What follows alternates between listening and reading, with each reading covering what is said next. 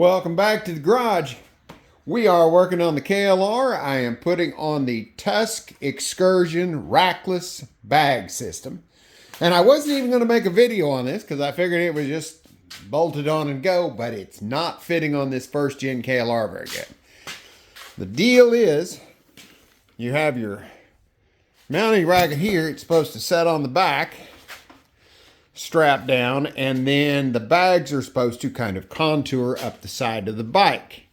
Well, the problem we've got is these. They stick out at an angle and they won't let the bags go up against the side of the bike right. And I've always thought those were kind of weird looking anyway. I mean, I use them as a grab handle occasionally if I'm pulling the bike through the mud or something, but you can also grab right here, no problem. So I think what I'm going to do is take both sides over to the bandsaw, and we're going to lop them off here, get rid of this whole section here, and see if that doesn't lay down better. Because there's nothing up on the front that mounts, so. And another big chunk of weight coming off. And these brackets are easy to take off, especially if you're not running turn signals, because the turn signal goes in there. But got the one bolt here comes out, then the three across the top, and then each side will come off independently. We're going to cut this. I'm going to round that off around there and cut that off straight there and round the top a little. Bandsaw and the belt sander made quick work of those extra brackets, and I like that. I'm thinking I should have cut those off a long time ago, even without using the saddlebag system. So now we'll throw this back on it. And we'll have that setting right about there. And now with this mounted, we can pull the bags down on the side like they're supposed to be. Now the way this system works, it's got some T-nuts that go in from the bottom, and you have slot here, 3 holes underneath in the back, 1 hole in the front, and that lets you slide that wherever you think it needs to be. And I'm thinking all the way tilted out would be the best. So I'll go ahead and put the T-nut on the bottom side and put the bolt in here on both sides to have them swung out this way as far as possible. And then we'll start strapping them down. Okay, got the 3 bolts in on each side. These are the little nuts that fit up through these holes. Same here. Now I did have to drill the holes out a little bit to get those to go up in there, but then once you stick them in, you just whack them with a hammer and knock those little teeth up into the material so they don't spin. So you see the hole here. Had a little bit of an issue because these were bolted on like this. And do you see where the plastic clip ends up? Right there. And yes, I did. I flipped this over on the workbench, put that on the backside, smacked it with a hammer, and just exploded one of my plastic clips. So I took them both off. I'm not sure what they go to yet. I don't know. I'll figure something out. I can probably find another plastic clip somewhere, and I have a sewing machine so I can put it on and sew it up. But it was like, be careful when you put that in, especially if you're using that back hole, because I did. I just gave her a whack and plastic flew everywhere. All right, now we need, one other thing I'm going to do here is I usually keep my toolkit down in the hole and then a little pack with tube and tire spoons underneath that. And I'm going to keep that in there. It sticks up a little bit, but this will fit right down over the top of it. So I'm going to put that stuff back in, strap it down like it would be. Then we need to figure out a way to hook these up. Now, these need to go either around the rack or something to hold the back of that in place. And they come with some little brackets. Those little brackets right there that if you have a long fender, like a normal dirt bike, you can put those, bolt those in and strap it on there. But we'll figure something out to hook those up. Okay, the tool pack is back down in the hole. And then the tube I usually kept strapped on top of that, so I'll do that again. Now, if you've ever used straps like this made out of old pieces of inner tube, those work great. Just cut them to length, punch a hole in each end, and especially on this rack system, they just hook right around there, stretch them out, and they work great to keep stuff from falling off. Yeah, years ago I sold a wooden airplane that I had partially built. Old guy came down from, I think, Wisconsin, and he strapped the pieces to that plane on the top of his little Volkswagen station wagon thing. I think it was a Volkswagen. And he strapped it all down with pieces of bicycle inner tube. And he would pull it and just tie it in knots and worked great. But the holes on that, I've run through all kinds of stuff, never lost the pack. So now, that should set right on top of that, no problem. Here's the foam padding you take off to get to the bolts. Just held on to the Velcro. Smack it. Now for these back straps. I'd say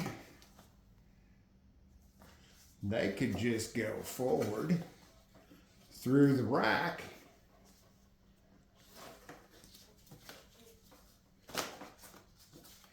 and tie right back in. Oh yeah, I don't see why that won't work. Just great. All right, the back straps down around through here. The front straps off the bottom of the bags. I just went around the battery, the bottom of the battery box there. And on the other side, tucked it through here because there's a bracket under there for holding this cover. And this is not going anywhere. Now I've also got some water bottle holders that go on the bottom of the bags. Oh, and they sent a heat shield for your exhaust, but I'm not anywhere close to the exhaust. So that's not going to be an issue. And I've sat on the bike. None of that's in the way. And these straps on the side are for the top because it's a roll down top on these. So right now I'm going to stuff some stuff in the saddlebags and see what it looks like full. All right, I put some stuff in the bags. I like it. I think this is going to work pretty slick. Now you've got a 15-liter dry bag and two 7.5-liter dry bags that come with it. You can stuff down in there if the stuff in your packs needs to stay dry. I figured out what these straps here were for. You know, the one that I broke, there's this front strap, and it's a compression strap. Comes around through the D-ring on the saddlebags and would hook into these in the back. Right now, I've got them cinched down like they would be. Now without it. Don't really see much of a need for that. This thing is rigid enough. The bags are tied down to the front, so I'm going to take this out, and that will get this set of straps out of the way, because that's all they were for, is for that compression deal. And then I'm going to start working on putting the other bag here in the back and mount my water bottles up. Tension strap is out of the way. Now the tops of these bags are roll down style. So you fold it, roll it down a couple times, then there's a buckle on each side that holds it down. Like I said, you can put your liners in there if you need to stay dry. So let's see about this bag for the top. Now, with this system, you could still put your KLR milk crate on there. Not a problem. Okay, that bag came with 4 short straps with a sewn loop on the end. So you run the loop through the hole there, through the D-ring. You thread in your connectors. You got 2 female connectors, and then I put the males on the front. Now we need to put something in the bag. There's the top bag on there. I had to move the straps. You got to have 2 male or 2 female on one side instead of front to back. There are grooves here to run the straps up through to keep that in place. It's a roll top bag. I just stuffed a pillow in there to have something to put in it. I tried to get one of the dogs. They weren't having it. So that's on there. The straps are plenty long. Let me see if I can put my tent on top of there. Yeah, there's plenty of room with the straps. See how much strap I've got left? Now my pillow's smashing down, so that top bag is smashed. But if you filled that, stuffed it full of clothes or whatever you want to put in there, you could pack a bunch of stuff in there and then put the tent on top. I stuck in this bag over here, I put it's got my inflatable mattress and my sleeping bag in it.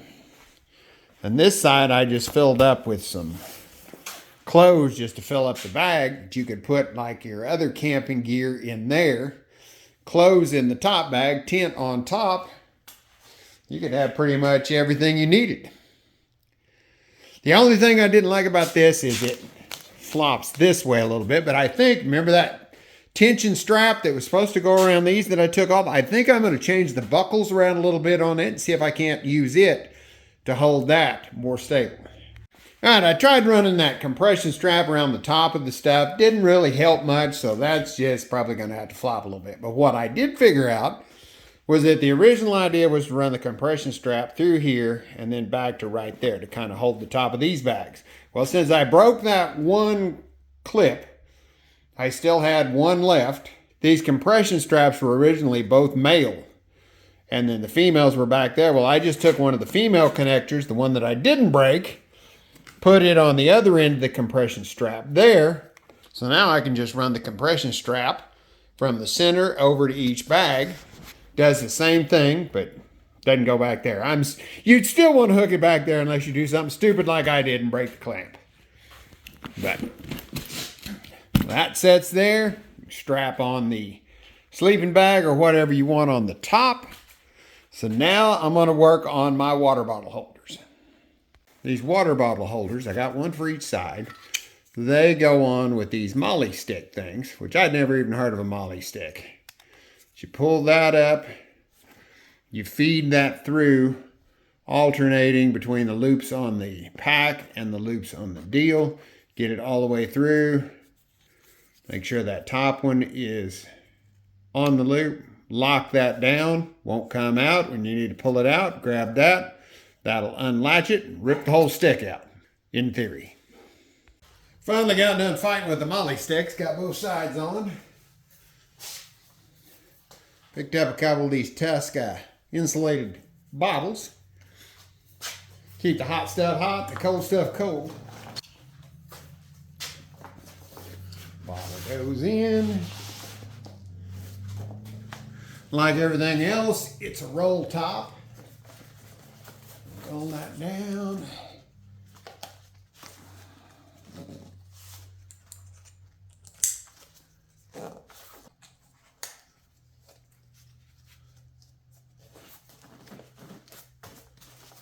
And that's not going anywhere. All right, I'm going to go around and clean up the straps so nothing's flopping. Take a few pictures. Then I'm going to take it all off. See how long it takes. Well, I took it out for a few miles. Works perfect. I have no complaints. Things should work really good for what I want. I had racks on this and bags when I got it, but the bags were kind of nasty and they required the racks on the side in the bag that bolted on. And you take the bags off, you still got the racks on there. The racks were made out of steel, kind of heavy. Took them off, just never put them back on. That's why I went with like this rackless setup. Most of the time, I will probably just be running with the saddlebags, not the stuff on top unless I'm camping or something. But the saddlebags will be nice to carry some extra gear in, carry some coffee, stuff like that, and not have anything sticking up in the back in the way. So now I'm going to put it back in the garage and we'll see just how long it takes to get that taken back off. And I think I said this before, but this is the Tusk Excursion Rackless saddlebag system. They have a bigger setup. I can't remember what it's called, but this was the Excursion. This is considered the small bag. There is an extra small bag that you can also get. Now on my son's T7, he actually has the Tusk rack system on it. He got some regular saddlebags because he's got the racks there to hold them, and this is the top plate if you didn't have some kind of rack on the back already. All right, let's see how long it takes me to get all this stuff off there.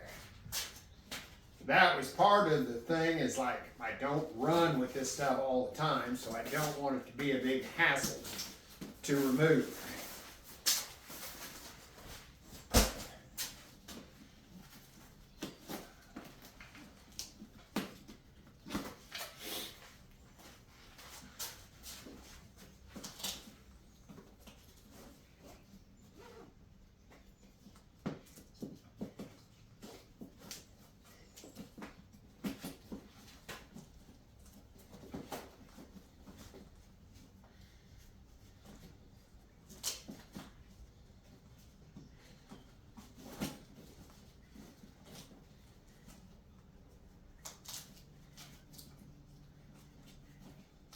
And depending on how I got this top one packed, and it does have Velcro that hooks it on there too. I'll probably put it like that where that handle is facing back, because that was poking me in the back a little bit. And this thing does have another little pouch here.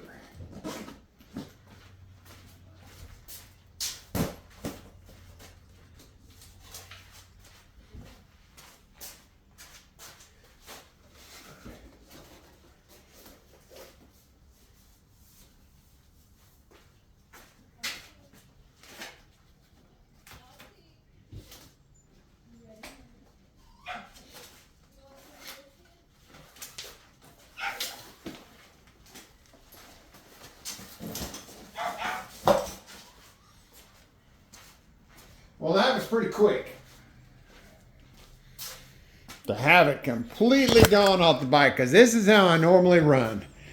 Have the tool bag and the tubes there, and then carry the rest of the stuff either in my pockets or in the tank bag. So that is a piece of cake to get off. There's nothing left on the bike after it's removed, and I do like the way it looks better with those weird looking handles cut off, because you can still grab on right here. All right, that's all I've got for this video. Thank you for watching, and I'll see you on the next one.